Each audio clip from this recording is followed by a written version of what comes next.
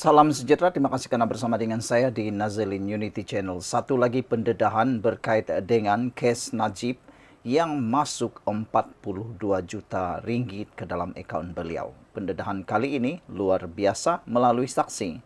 Sebelum kita teruskan, jangan lupa tekan butang subscribe dan ada produk untuk orang yang ada masalah kencing manis, gout dan tinggi darah. Dalam bag ini ada saya paparkan produk yang murah, berkesan dan untuk anda semua. Cepat tekan untuk persediaan menjelang Syawal.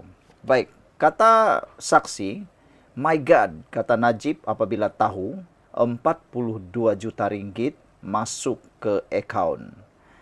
Bicara 1MDB, Najib Razak menggumam, "My God," apabila diberitahu pada tahun 2015 mengenai 42 juta ringgit yang dimasukkan ke dalam akaun Bank Malaysia bekas Perdana Menteri itu, kata saksi pembelaan.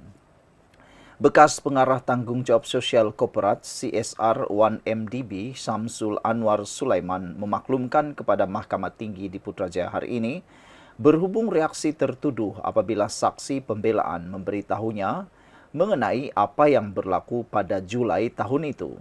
Semasa perbicaraan salah guna kuasa dan pengubahan wang haram 2.27 bilion hari ini terhadap Najib, Samsul teringat bahawa dia menerima panggilan telefon daripada Najib bertanyakan sama ada benar saksi itu telah memindahkan 42 juta ringgit dalam 3 peringkat antara akhir 2014 dan awal 2015. Samsul menjelaskan bahawa dia berada di London ketika menerima panggilan telefon daripada Najib.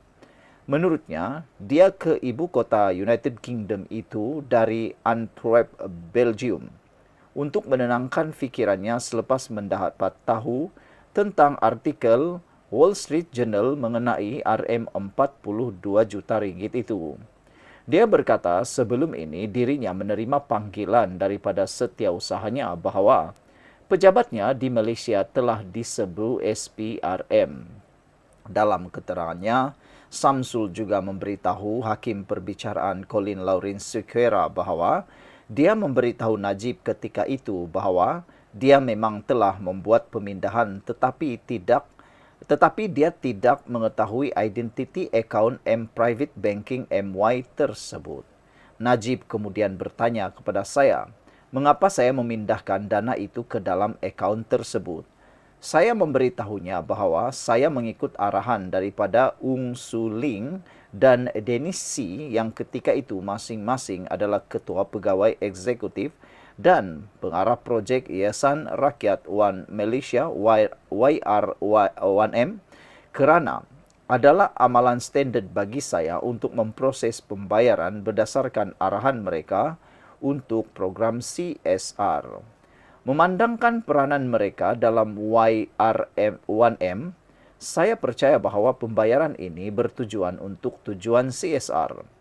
Daripada reaksinya melalui telefon, saya percaya bahawa Najib terkejut kerana saya jelas dengar dia berkata, "My God," kata Samsul.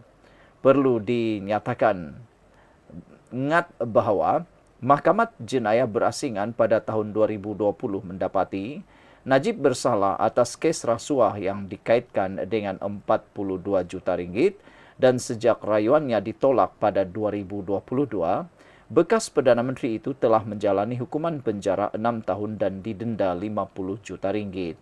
Keterangan Samsul hari ini adalah untuk membantu Najib menangani kes rasuah membabitkan penyelewengan 2.27 bilion dana 1MDB. Secara kebetulan, Samsul juga memberi keterangan dalam perbicaraan SRC dan memaklumkan bahawa Najib terkejut apabila mendapat tahu 42 juta ringgit dimasukkan ke dalam akaunnya. Semasa perbicaraan 1MDB hari ini, Samsul berkata, dia mengikut arahan Ung dan Si kerana mereka adalah pembiaya ihsan perdana.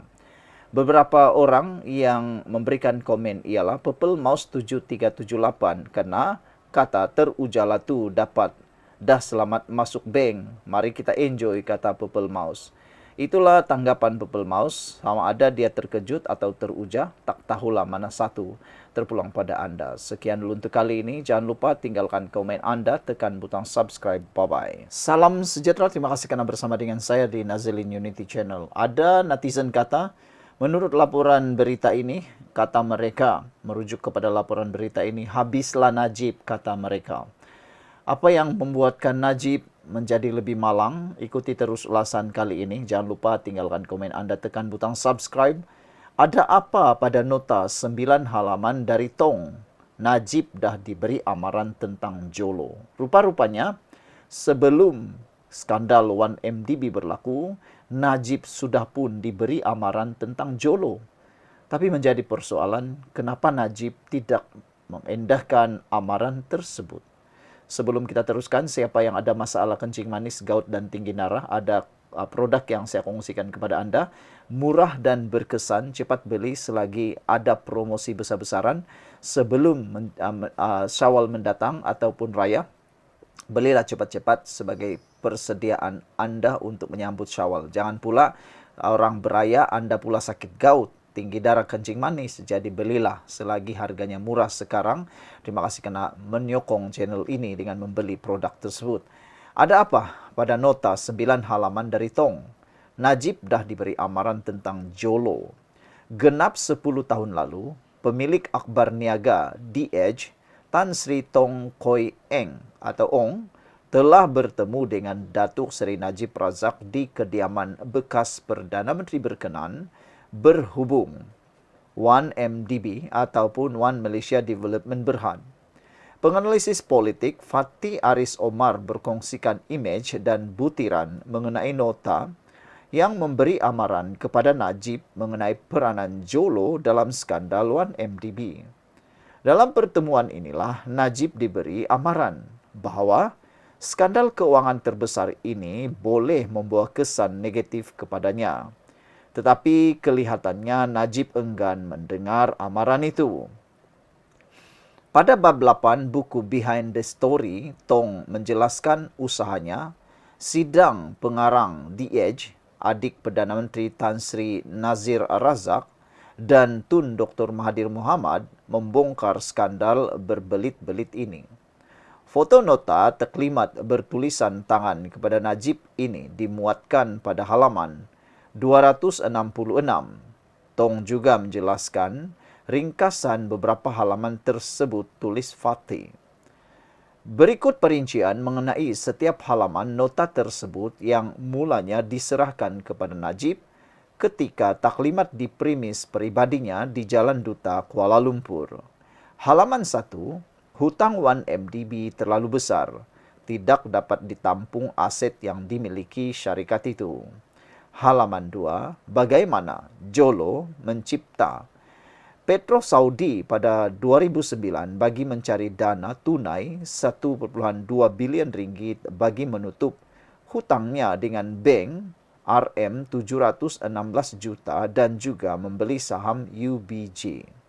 Halaman 4 dan 5, carta aliran tunai, siapa dapat apa, berapa banyak duit, nombor akaun dan nama bank. Juga apa peranan Jolo, Terek Obaid, Patrick Mohani, dan Sid Lee Lin. Halaman 7 dan 6 dan 7, bukti hasil siasatan Tong, Petro Saudi International Ltd, Cyclist, itu milik Jolo, bukannya dikawal Petro Saudi. Halaman 8 dan 9, salinan fotokopi petikan email dalaman Petro Saudi membincangkan bagaimana Tarik apabila berjumpa Najib. Salinan ini ada pada muka surat 267 buku Behind the Story. Untuk rekod, Tong mendedahkan dalam bukunya Behind the Story bahawa beliau secara rahsia memberikan maklumat kepada Biro Penyiasatan Persekutuan FBI Amerika Syarikat yang membawa kepada siasatan terhadap 1MDB. Pengerusi eksekutif The Edge Media Group yang menerbitkan penerbitan, perniagaan dan kewangan di Malaysia dan Singapura itu memang sudah rapat dengan Najib. Saudara-saudara sekalian, menjadi tanda tanya Mengapalah Najib? Kenapalah Najib waktu itu tidak mendengar amaran daripada Tong? Kalaulah Najib mendengar amaran itu, sudah tentu Malaysia tidak menjadi huru biru seperti sekarang, Barisan Nasional tidak akan runtuh seperti sekarang, dan Najib tidak akan masuk dalam penjara. Sekian dulu untuk kali ini, jangan lupa tinggalkan komen Anda.